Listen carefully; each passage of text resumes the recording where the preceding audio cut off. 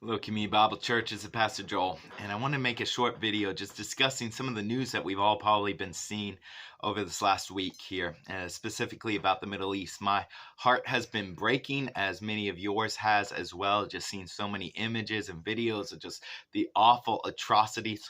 That's what's happened in Israel this last weekend and an ongoing war. And my heart is just breaking over some of those images and some of the news of women and children just being brutally murdered and taken advantage of and stolen as captives.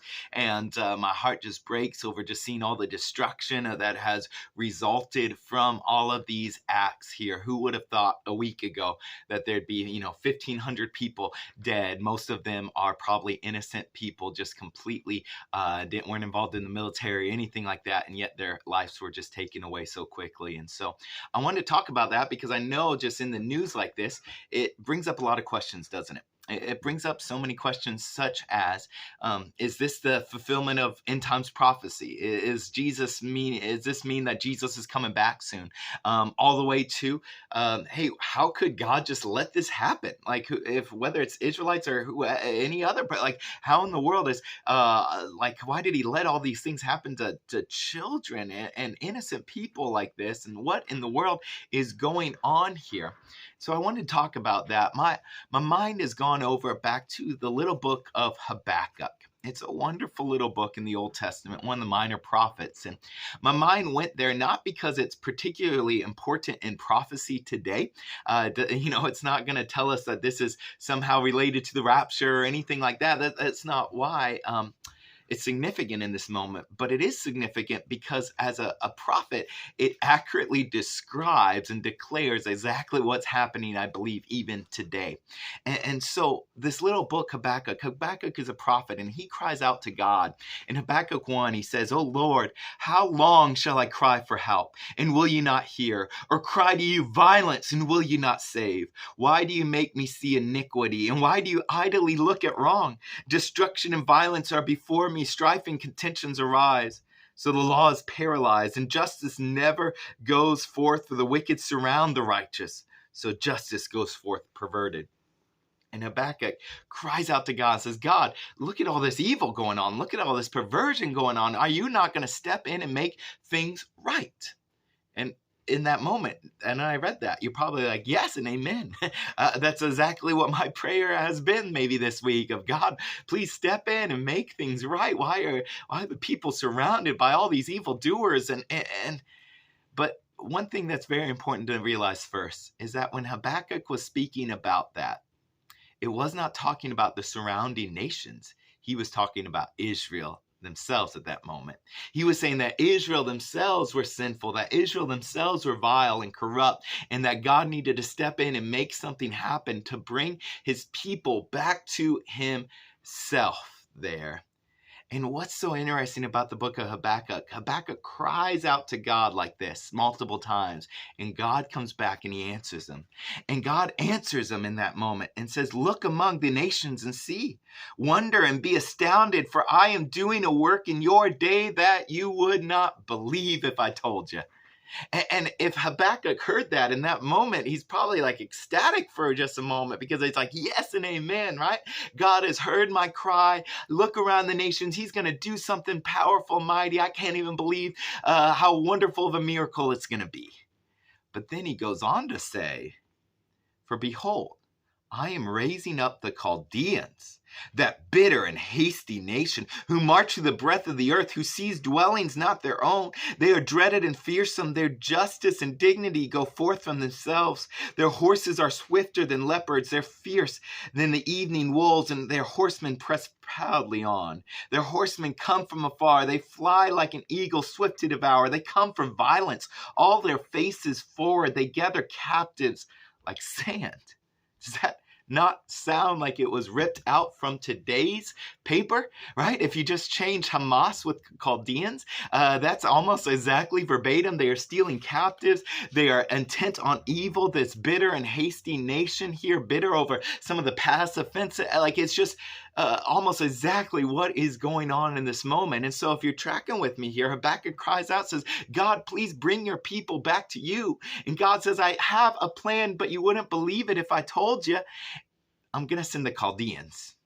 And let me just explain it here. The Chaldeans were objectively worse in every sense of the word. They were more evil, more vile, more violent, and more perverse sexually. Every single aspect that you could measure, they were worse on than Israel. And so in Habakkuk, in that moment, then he's probably wondering, God, how could you use a more evil nation to come and punish us?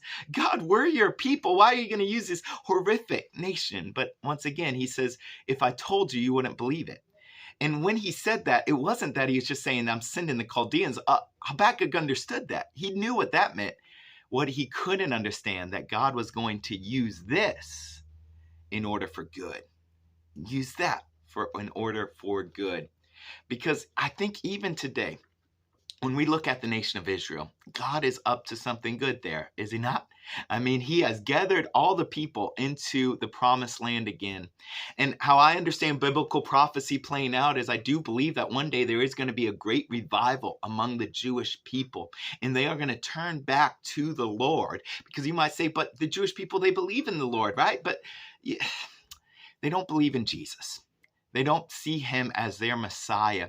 And that is the only way to have forgiveness of sins, that he is their king.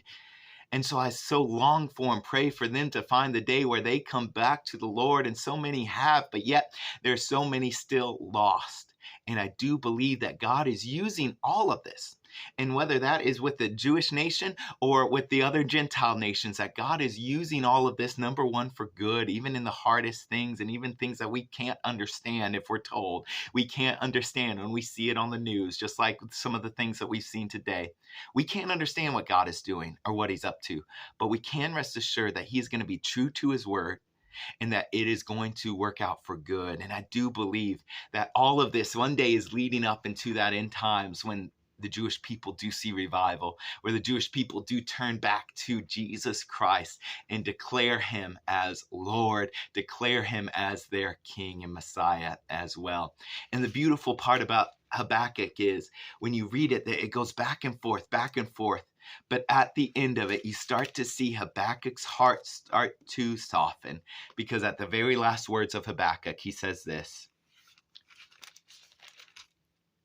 though the fig tree should not blossom, nor fruit be on the vines, the produce of the olive fail, and the fields yield no fruit, the flock be cut off from the fold, and there be no herd in the stalls. Basically, he says, if everything goes wrong, if we lose everything, if we don't have food, we don't have coverage, we don't have anything that we possibly need, yet I will rejoice in the Lord.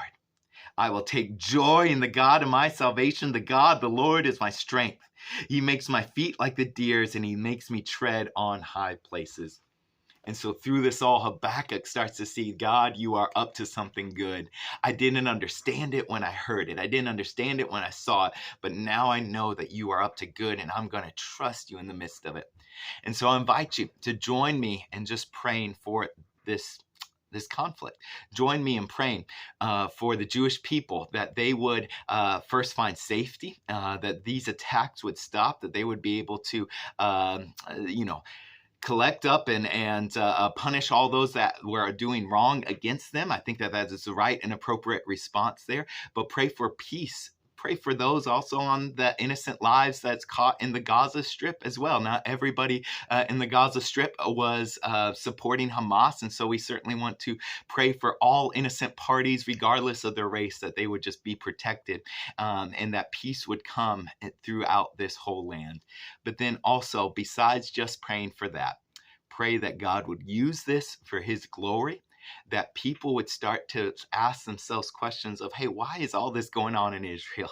What's the big deal about Israel? What's the big deal about Jerusalem? I wonder what God is doing in that moment, that his name would be lifted high, that people in the midst of this conflict could see that only Jesus is the only one who can provide that peace that they are looking for.